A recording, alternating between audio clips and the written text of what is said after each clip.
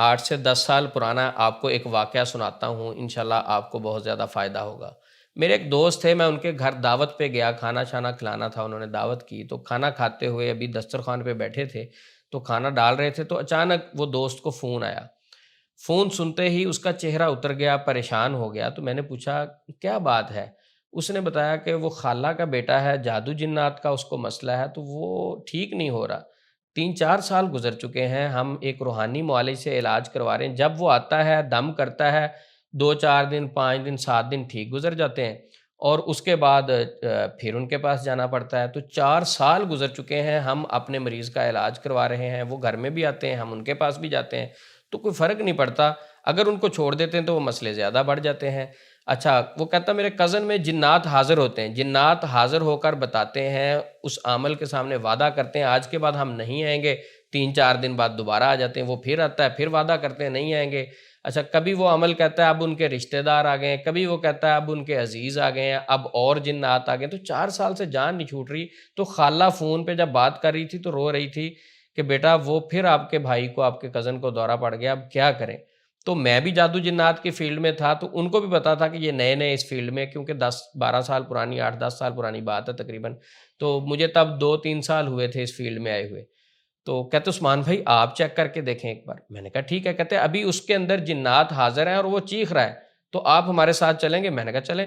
ہم اسی وقت دسترخوان سے اٹھے اور ان کے گھر چلے گئے، پاس ہی ساتھ والے محلے میں گھر تھا، 5 سے 10 منٹ لگے ان کے گھر میں پہنچے۔ جب ان کے گھر میں پہنچے تو وہ چیخ رہا تھا، اس کے اندر وہ جن حاضر ہو کے بول رہا تھا اونچی آواز میں۔ تو میں نے جا کے اس پر قرآن پاک کی کچھ آیات پڑھنا شروع کر دی۔ جب میں نے تلاوت شروع کی تو وہ اور چیخنے لگا کہ ہمیں تکلیف ہو رہی ہے، ہمیں پریشانی ہو رہی ہے، ہم اس کو چھوڑ کے چلے جاتے ہیں، خدا را آپ قرآن پاک نہ پڑھیں۔ تو بہرحال میں نے ان کو کہا کہ یہ وعدے تو آپ پہلے بھی کر چکے ہیں، جنات سے اب مکالمہ ہو رہا ہے۔ تو میں نے ان سے کہا کہ پہلے بھی آپ یہ وعدہ کر چکے ہیں، یہ بھائی بتا رہے ہیں کہ 2-3-4 بار آپ آئے ہیں پھر چلے جاتے ہیں، کبھی آپ کے رشتہ دار آ جاتے ہیں۔ اس نے کہا ایک منٹ، میں آپ کو اندر کی بات بتاتا ہوں، جس عامل سے یہ علاج کروا رہے ہیں ہم اس کی قید میں ہیں، اس عامل نے اس گھر میں ڈیوٹی لگائی ہوئی ہے ہماری۔ اچھا، وہ کیسے ڈیوٹی لگائی ہوئی ہے؟ کہتا ہے ان سے پوچھو کہ انہوں نے گھر کے 4 کونوں میں کوئی لوہے کے کیل لگائے ہوئے ہیں۔ تو میں نے اس بھائی سے پوچھا پوچھے؟ تو ان کی خالہ بالکل کہتی ہاں ہاں ہم نے لگائے ہوئے ہیں، اس عامل نے دیے تھے، شروع میں دیے تھے۔ تو وہ جنات کہتے ہیں کہ اگر یہ وہ لوہے کے 4 کیل اپنے گھر سے نکال دیں تو ہم ان کو ہمیشہ کے لیے چھوڑ کے چلے جائیں گے، ہم بھی نہیں چاہتے کہ ان کو تنگ کریں۔ ایک بات ذہن میں رکھیں، جو جنات تنگ کر رہے ہوتے ہیں اس کی بھی مختلف اقسام ہیں۔ ایک تو وہ ہیں جو شریر جنات ہیں، باہر گھومتے ادھر ادھر چلتے پھرتے، کسی کو پکڑتے ہیں، چمڑتے ہیں، تنگ کر لیتے ہیں، ایک وہ قسم ہے۔ کچھ جنات اچھے ہوتے ہیں، وہ کسی کو تنگ نہیں کرنا چاہتے، لیکن عامل حضرات اس قدر خبیث ہوتے ہیں کہ ان کو قید کرتے ہیں، قید کر کے زبردستی ان کو سزا دیتے ہیں، ان کو تنگ کرتے ہیں، ان سے وہ سارے معاملات کرواتے ہیں۔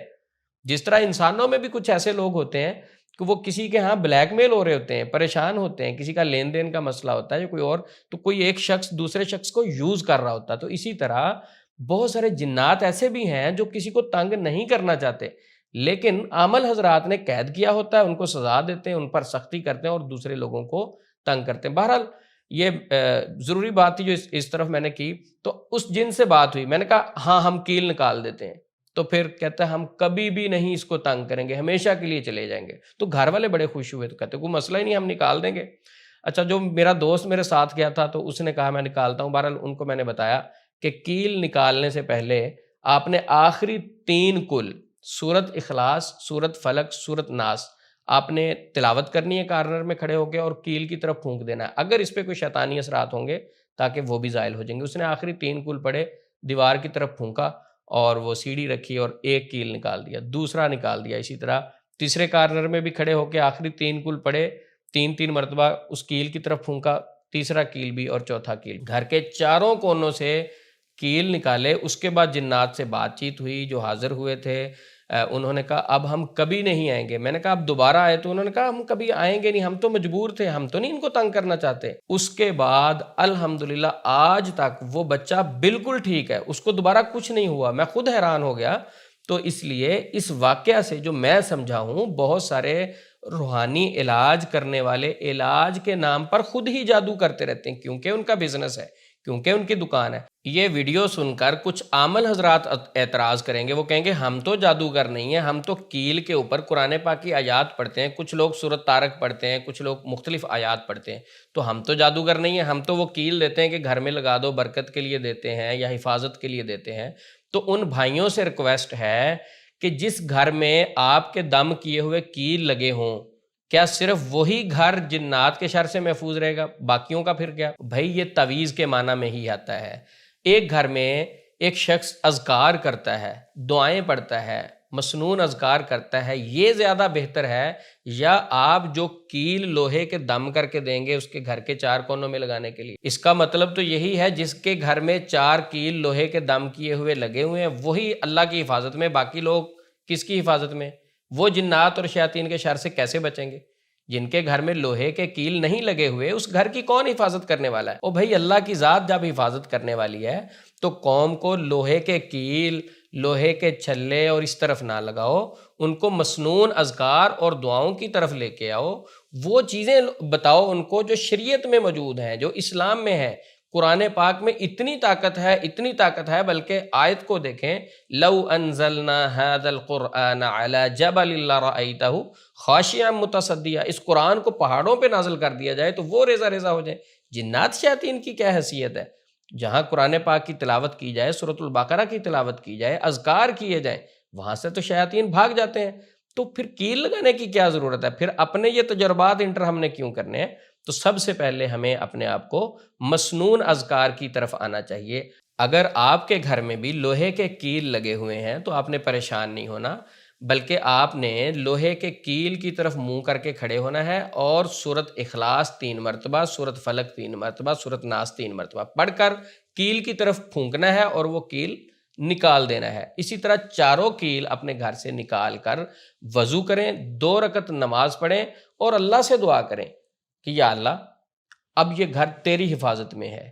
ویسے ہم سب اللہ کی حفاظت میں ہیں، اللہ کی حفاظت سے کوئی اور حفاظت سٹرونگ ہو ہی نہیں سکتی۔ جس شخص نے صبح اذکار کر لیے وہ اللہ کی حفاظت میں چلا گیا۔ تو اس لیے یہ والے کام کی طرف ہم نے نہیں جانا کہ 4 کیل گھر کے 4 کونوں میں لگا دیں۔ نظر بد سے بچنے کے لیے گھر کے اوپر کچھ لوگ ہنڈیاں رکھ دیتے ہیں، نئی گاڑی لے کے اس کے پیچھے جوتا باندھ دیتے ہیں، کچھ لوگ تعویذ گلے میں پہن لیتے ہیں، اس کے اوپر ہندسے لکھے ہوتے ہیں، حامان، قارون، فرعون، شداد، اس طرح کی چیزیں لکھ کے گلے میں پہن لیتے ہیں۔ یہ ساری چیزیں اسلام پسند نہیں کرتا۔ اسلام کہتا ہے کہ اگر آپ کے گھر میں کوئی شیطانی مسئلہ ہو، اگر آپ کے گھر میں کوئی مسائل ہوں تو آپ نے کیا کرنا ہے؟ اذکار کرنے ہیں۔ آپ نے کیا کرنا ہے؟ قرآن پاک کی تلاوت کرنی ہے۔ آپ نے کیا کرنا ہے؟ اللہ کے اور قریب آنا ہے۔ آپ نے کیا کرنا ہے؟ اللہ سے محبت کو بڑھانا ہے۔ آپ نے کیا کرنا ہے کہ اللہ سے مدد مانگنی ہے۔ اور اگر آپ اللہ سے مدد مانگ رہے ہیں اور میرا اللہ حکم کر دے جنات اور شیاطین کو کہ تم نے ان کو ہاتھ بھی نہیں لگانا، تو ایسی کی تیسی جنات اور شیاطین کی وہ آپ کو تنگ کر سکے۔ اگر پریشانی آپ پر کافی دیر سے چل رہی ہے، وہ ختم ہونے کا نام نہیں لے رہی، تو پریشان نہیں ہونا بلکہ صبر کرنا ہے، اللہ کے ساتھ اور محبت بڑھا دینی ہے، کیونکہ ہم دنیا میں زندگی گزار رہے ہیں اور دنیا میں رہتے ہوئے آزمائشیں اور پریشانیاں آتی ہیں۔